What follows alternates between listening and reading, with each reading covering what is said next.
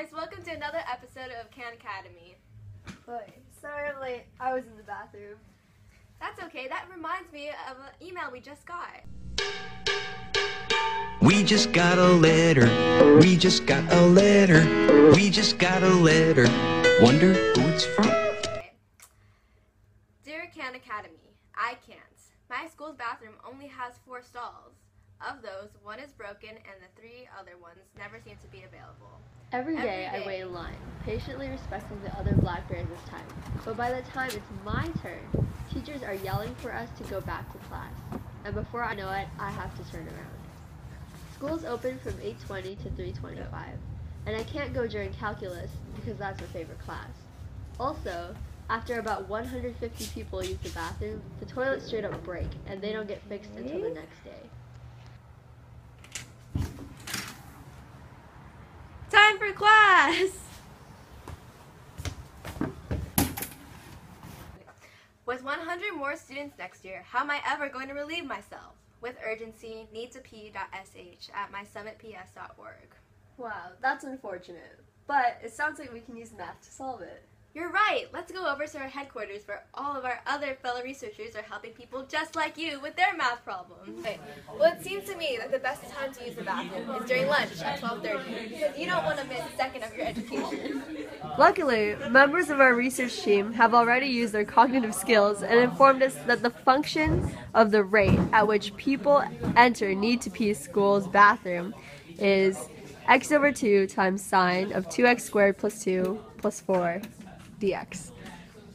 So, if our school day starts from 8:30 and we want to see if it's still possible to use the bathroom at 12:30, given that after 150 bathroom uses, the toilets just break, we need to see the total number of people after 4 hours. So in order to do this, we're going to take the integral of p of x from 0 to 4. But Jen, wait! Sine is a trig function. Let's use u sub. So let's make u 2x squared plus 2. That would make du over dx, the derivative, 4x, making du 4x dx. Now we want to use this to simplify our integrand, so we can multiply it by 1/8.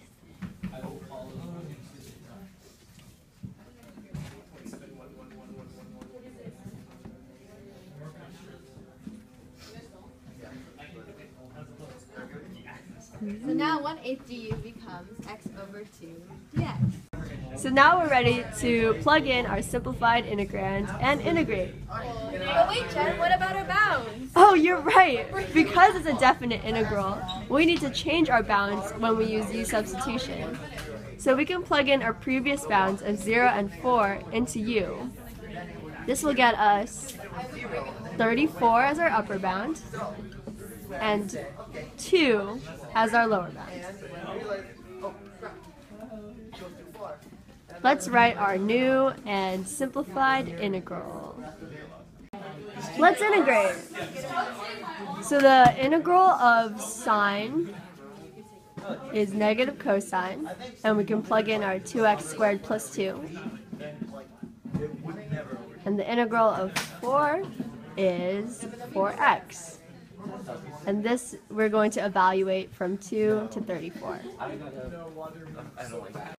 The fundamental theorem of calculus tells us that the answer we are looking for can be found by plugging in the upper value and subtracting the lower value and dividing all of this by 8. Plugging this into our calculator, that gives us an answer of 128. This means 128 people have used the bathroom by 12:30. We know that after 150 uses, the bathrooms break. Because 128 is less than 150, the bathroom is still fair game at 12:30. Now we know that at 12:30 the bathroom is still functioning. But what time is it too late to use the bathroom? Well, we know that after 150 people use the bathroom, they break down. So let's set up an integral from 0 to x and set that equal to 150. That way we can solve for x. We already know that the antiderivative from our last problem is negative cosine of 2x squared plus 2 over 8 plus 4x. Remember that in order to get this, we needed to use u substitution.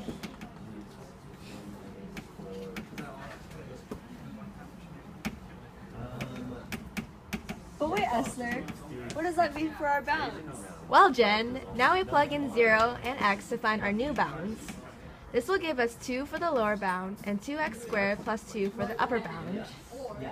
Now that we have them, let's apply the fundamental theorem of calculus. So are we ready to evaluate? Don't forget that we are setting the whole thing equal to 150. After solving for x, you can use a calculator for this part. We see that it is equal to 4.328 hours. What time is that? Since 0 is 8:30, it will be approximately 1 o'clock. In his entire journey, he turns around 2 more times to get. So now we know that at 1 p.m. it's too late to use the bathroom.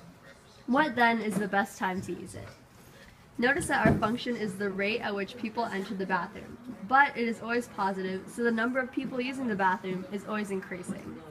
Instead, we can differentiate the function, giving us sine of 2x squared plus 2 over 2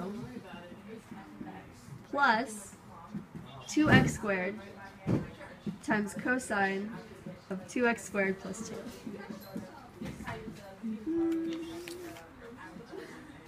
Equating this to 0, we can find the critical points to evaluate for the absolute minimum, which is when the graph goes from negative to positive values.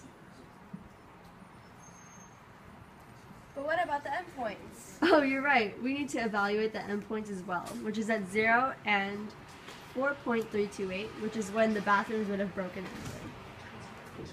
Plug these values into the original to find their exact values on P of t. Using a graphing calculator, we see that 4.132, the lowest value occurs at 1.934. This means that the rate at which people are entering the bathroom, P of t, is lowest at this time. What time is that? Well, seeing as we started at 8:30, after 4.1 hours have passed, that gets us to around 12:40, or the middle of lunch. Looks like we're done. Yeah, it's time to put it all together. Let's go! Down in a thinking chair and think.